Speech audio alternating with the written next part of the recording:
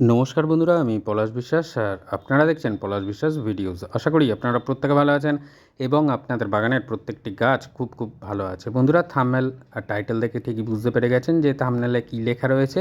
হ্যাঁ, অ্যাডেনিয়াম গাছের প্রচুর পরিমাণে ঠিক এই রকম ঝাঁকে ঝাঁকে ফুল পেতে গেলে আপনাকে কোন খাবার দিতে হবে, এই একটা তরলেই হবে বাজিমাত। অবশ্যই যারা জুন মাসের পরিচর্যা এখনও দেখেননি তারা দেখে নিতে পারেন। যারা মিস করে গেছেন আমি কমিউনিটিতে লিঙ্ক দিয়ে দেবো, সেখান থেকেও দেখে নিতে পারেন। আর অবশ্যই যে অ্যাডেনিয়াম বা মরুগোলাপ এই গ্রীষ্মে আপনার বাগানে সুন্দরভাবে আপনার বাগানের সৌন্দর্যতাটাকে তুলে ধরবে, বাড়িয়ে রাখবে, এটাই স্বাভাবিক। আর যারা অ্যাডেনিয়াম লাভার্স তারা কিন্তু জানেন যে এই মরুগোলাপ যখন ফোটে তখন কিন্তু এই অ্যাডেনিয়াম পাগল মানে আমাদের মতো তাদের কিন্তু ভীষণ ভীষণ একটা ভালো অনুভূতি তৈরি হয়। কিন্তু অনেকে যখন আমাকে মেসেঞ্জারে ছবি পাঠাচ্ছেন গাছের এবং দেখাচ্ছেন যে ফুল আসছে মানে কুঁড়ি আসছে, কুঁড়ি এসে সেইগুলো সম্পূর্ণরূপে ফুটছে না, তার আগে একটা পচা মানে পাতার উপরে পাপড়ির উপরে একটা পচা পচা ফুলের অংশ মানে হয়ে যাচ্ছে, যার জন্য ফুলগুলো কিন্তু নষ্ট হয়ে যাচ্ছে। এই সমস্যাটা আগে বলে দিই যে এটা কেন হচ্ছে। দেখুন, তীব্র গরম এরকম, তারপর যখন বিক্ষিপ্ত বৃষ্টি হচ্ছে তখন কিন্তু এই ফুলগুলোর মধ্যে যাদের ওপেন এরিয়ায় রয়েছে জল পড়ছে, তারপরে আবার টানা রোদ হচ্ছে। তো এই ক্ষেত্রে ফুলের পাপড়িগুলো এই কারণেই বা ফুলের মানে ফুলগুলো এই কারণেই নষ্ট হয়, অন্য কোনো কারণ নেই। আর টানা রোদ, আমরা যখন গাছকে শাওয়ার দিচ্ছি তখনও যদি জল গিয়ে পড়ে ফুলের উপরে বা কুঁড়ির উপরে তখনও কিন্তু এই একই সমস্যা দেখা দেবে। তাই আপনারা এগুলো থেকে বাঁচিয়ে রাখতে পারলে আপনাদের অ্যাডেনিয়ামের ফুলগুলো নষ্ট হবে না।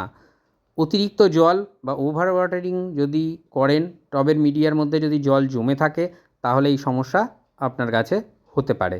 তো এই জন্য বলবো যে অ্যাডেনিয়াম কিন্তু মরুভূমির গাছ, তবে এই যা গরম পড়ছে তার মধ্যে যে জল না দিয়ে রাখতে বলবো এরকমটা নয়, সামান্য করে জল দিন, হালকা জল দিন, অন্যান্য গাছের মতন অত জল দেওয়ার দরকার নেই।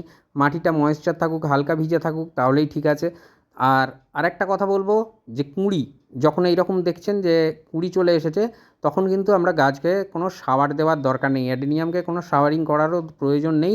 যদি এরকম কুঁড়ি থাকে তাহলে কিন্তু এই কুঁড়ির মধ্যে জলগুলো গিয়ে কিন্তু ওই মানে সমস্যাটা সৃষ্টি হয়।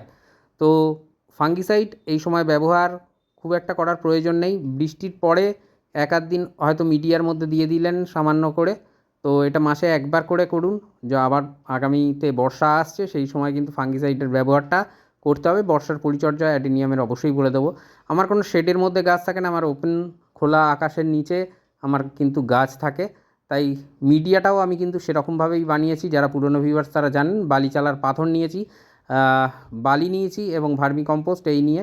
আর যারা সিন্ডারে করেন, সিন্ডার এবং কম্পোস্ট এই নিয়ে করবেন, ভালো রেজাল্ট হয়। তো আমি এটা মিডিয়াটা এই কারণে বলে দিলাম, তার কারণটা হচ্ছে আমি যে তরল সারটা দেখাবো যে সেটা সিন্ডার মিডিয়া যাদের আছে এবং আমার মতো বালিচালার পাথর বালি এবং ভার্মি দিয়ে যাদের মিডিয়া রয়েছে তারা কিন্তু এই খাবারটা মানে দেবেন সপ্তাহে একবার করে। আর যাদের মাটির মিডিয়ায় রয়েছে তারা 10 দিন ছাড়া দেবেন। তো দেখুন, 1 লিটার একটা জল মানে পাত্রের কন্টেনারে 1 লিটার জল নিয়েছি। তো এর মধ্যে যেটা টিউবওয়েলের জল নেবেন, কোনো ট্যাপ ওয়াটার বা কর্পোরেশনের জল বা মিউনিসিপ্যালিটির জল নেওয়ার দরকার নেই, কারণ ওর মধ্যে ক্লোরিন ফ্লুরিন থাকে, রাসায়নিক কম্পোজিশন মানে চেঞ্জ হয়ে যাবে, অন্যরকম বিক্রিয়া ঘটতে পারে। তো ওই রাসায়নিক সার দিতে গেলে যেটা করতে হয় যে ক্লোরিন ফ্লুরিন মুক্ত জল নিতে হয়। অর্থাৎ যদি আপনারা কর্পোরেশন বা মিউনিসিপ্যালিটি এরিয়ায় থাকেন তাহলে 24 ঘন্টা জলটাকে ভরে উন্মুক্ত রেখে দেবেন, ক্লোরিন ফ্লুরিন উবে যাবে, তারপরে সেটা ব্যবহার করবেন। এটা হচ্ছে সালফেট অফ পটাশ বা সাদা পটাশ যেটাকে বলে, বা এনপিকে 0050। এইটা 1 লিটার জলে আমরা নেব মোটামুটি পরিমাণে 2 চা চামচ, টেবিল চামচ নয়, 2 চা চামচের মতন পরিমাণ আমরা কিন্তু দেব 1 লিটার জলে। আর যেটা করতে হবে এই 0050 বা এনপিকে 0050 এ কিন্তু দুর্দান্তভাবে ওয়াটার সলিউবল এবং জলেতে দ্রুততার সাথে গলে যায়, মানে মিশে যায়। আর এটা যেটা দেখছেন আমি বায়োভিটা এক্স দেখাচ্ছি, এর বিজ্ঞাপন দিচ্ছি না, এটা ব্যবহার করতেও বলবো না। এর পরিবর্তে আপনাদের কাছে যে কোনো মাইক্রোনিউট্রিয়েন্ট যদি থাকে সেটাই ব্যবহার করতে পারেন। মোদ্দা কথা একটা মাইক্রোনিউট্রিয়েন্ট আপনাকে দিতে হবে। প্রথমে নিলাম সাদা পটাশ বা সালফেট অফ পটাশ বা এনপিকে 0050 যেটাই বলি না কেন, আর তারপরে নিচ্ছি একটা মাইক্রোনিউট্রেন্ট বা অনুখাদ্য। এই অনুখাদ্য বা মাইক্রোনিউট্রেন্ট আমরা 1 লিটার জলে 1 ml থেকে 1.5 ml অবধি নেব লিকুইড ফর্মেশনে থাকলে, ডাস্ট ফর্মেশনে থাকলে ওই 2 চা চামচ পরিমাণে নেব। আশা করি বোঝাতে পারলাম যে কোন জিনিসটা কতটা পরিমাণে লাগবে। এই দুটো জিনিস, মাত্র এই দুটো জিনিসেই আপনার গাছ ভরবে ফুলে ফুলে। যেটা বললাম যে যদি মিডিয়াটা যদি সিন্ডার অথবা এই বালিচালার পাথর এই সমস্ত দিয়ে যদি থাকে, ভার্মি দিয়ে যদি থাকে, তাহলে মোটামুটি সপ্তাহে একবার করে দেবেন এই তরল। আর যাদের মাটির মিডিয়ায় আছে তারা কিন্তু 10 দিন ছাড়া ছাড়া দেবেন। দেখবেন গাছ ভরে ভরে ফুল হবে, অজস্র ফুল হবে, ঝাঁকে ঝাঁকে ফুল ফুটবে আপনার অ্যাডেনিয়ামে। এখানেই কিন্তু পরিচর্যা শেষ নয়, আরও কিছু কিছু জিনিস আছে যেগুলো বলে দেবো, এবং যতদিনের ব্যবধানে দিতে বলবো সেইগুলো ততদিনের ব্যবধানে দিতে থাকবেন। আর তার আগে বলে দিই যে কতটা পরিমাণে দিতে হবে। দেখুন এখানে একটা জল খাওয়ার মানে অনুষ্ঠান বাড়িতে যে জল খাবারের জন্য যে গ্লাস দেওয়া হয় সেই গ্লাস নিয়েছি। এতে মোটামুটি 200 ml পরিমাণে তরল ধরে, তো মানে জল ধরবে।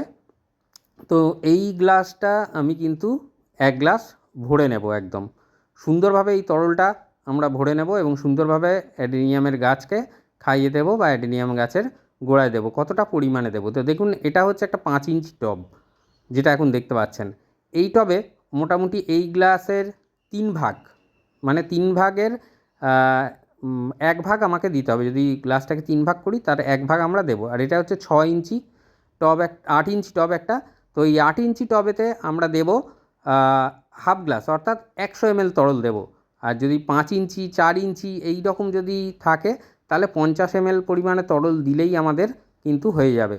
50 থেকে 75 ml পরিমাণে তরল দিলে হয়ে যাবে, সামান্য কম বেশিতে খুব একটা সমস্যা করবে না। তো যাই হোক, এইভাবে তরলটা দিতে হবে, কতদিনের ব্যবধানে দিতে হবে বলে দিলাম।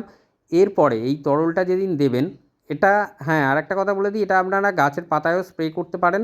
অবশ্যই একই মানে যেরকম অনুপাতে বানালাম এরকম অনুপাতে বানিয়ে গাছের পাতায় স্প্রে করতে পারেন। আমার যেহেতু গাছগুলোতে ফুল রয়েছে, কুঁড়ি রয়েছে এবং আরও ছোট ছোট কুঁড়ি কিন্তু দেখা যাচ্ছে, তো সেই জন্য আমি গাছের পাতায় স্প্রে করলাম না, আমি কিন্তু টবের মিডিয়ায় দিলাম। তো এটা দিলে গাছটা কী হবে, এই যেমন ফুল আনতে সাহায্য করে পটাশ আমরা জানি, তেমন কিন্তু কুঁড়ির মোটাগুলোকে শক্ত করবে এবং সর্বোপরি গাছের কাণ্ডটাকেও শক্ত রাখবে। তো এই হচ্ছে ব্যাপার, যে 8 ইঞ্চি টবে এই 100 ml পরিমাণে তরল আমাকে দিতে হবে। আর মোটামুটি তার থেকে ছোট হলে 50 ml বা 75 ml, যতটা যেরকম সামান্য কম বেশি হলে অসুবিধা নেই। তো এইভাবে দিতে হবে। আর মানে যেটা দেওয়া হলো মাইক্রোনিউট্রেন্টও কিন্তু প্রচুর পরিমাণে ফুল আনতে সাহায্য করে থাকে, ফুলের রঙটাকে ভালো রাখে, সুন্দর রঙ আসবে। তো এইভাবে দিতে হবে। আর যেদিন এই টবের মিডিয়ায় খাবারটা দিলেন 1 সপ্তাহ পরে তো আবার রিপিট করবেন, তারপর আবার 1 সপ্তাহ পরে রিপিট করবেন। এই যে খাবারটা দিলেন তার থেকে ঠিক 15 দিন পরে বা 15 দিনের মধ্যে, পরে নয় 15 দিনের মধ্যে আপনাকে এই টবের মিডিয়ায় হিউমিক অ্যাসিড দিতে হবে। যদি লিকুইড ফর্মেশনে থাকে 1 লিটার জলে 1 ml মেশাবেন, যদি ডাস্ট ফর্মেশনে থাকে 1 লিটার জলে 1 চা চামচ নিয়ে মেশাবেন। মিশিয়ে সেই তরলটা থেকে ওই যে অনুপাতে আমি দিলাম, মানে 8 ইঞ্চি টবে আপনি 100 ml পরিমাণে ওই হিউমিক অ্যাসিড মিশ্রিত তরল 1 লিটার তরল থেকে 100 ml নিয়ে 8 ইঞ্চি টবে আপনারা প্রদান করে দেবেন। ঠিক এই রকম ফুলের ভারে গাছের ডাল নুইয়ে যাবে বন্ধুরা। কথা দিলাম যে অজস্র পরিমাণে ফুল আপনি কিন্তু দেখতে পাবেন, আপনি কিন্তু আপনার বাগানের অ্যাডেনিয়ামে এতটা পরিমাণে ফুল পেয়ে যাবেন। তো জাস্ট এই যে জুন মাসের পরিচর্যাটা দিয়েছি, জুন মাসের পরিচর্যার ঠিক 5 দিন পরে আপনারা এই তরল খাবারটা দেওয়া চালু করে দিন, দারুণ রেজাল্ট পাবেন। দেখবেন খুব ভালো রেজাল্ট হবে, আপনার অ্যাডেনিয়াম ভরে ভরে কিন্তু ফুল ফুটবে। তো আশা করি বুঝতে পারলেন। আর ফুল সানলাইটে রাখবেন আপনার গাছ, মানে বাগানে যেখানে সবচেয়ে বেশি সূর্যালোক পায় সেই স্থানে আপনি কিন্তু আপনার অ্যাডেনিয়ামকে ঠাঁই দিন, তাহলে দেখবেন অজস্র ফুলে আপনার বাগানের অ্যাডেনিয়াম কিন্তু ভরিয়ে দেবে আপনার বাগানকে, সুন্দরভাবে সাজিয়ে তুলবে আপনার বাগানকে। তো আজকের মতো এ পর্যন্তই। আবার আসছি আগামীকাল ঠিক সন্ধ্যে 6টায়, মাঝে মাঝে 7টায় নতুন কোনো গাছের পরিচর্যা বিষয়ক ভিডিও নিয়ে। ততক্ষণ সকলে সুস্থ থাকুন, ভালো থাকুন, প্রচুর পরিমাণে গাছ লাগানোর পাশাপাশি অবশ্যই দেখতে থাকুন পলাশ বিশ্বাস ভিডিওস। মন থাক চিরসবুজ, পৃথিবী হোক সবুজময়, এই বলে আজকে এখানেই সমাপ্ত করছি। আবার আসছি আগামীকাল ঠিক সন্ধে 6টায় বা কখনো কখনো 7টায়। খুব ভালো থাকবেন সকলে। হ্যাপি গার্ডেনিং বন্ধুরা, নমস্কার।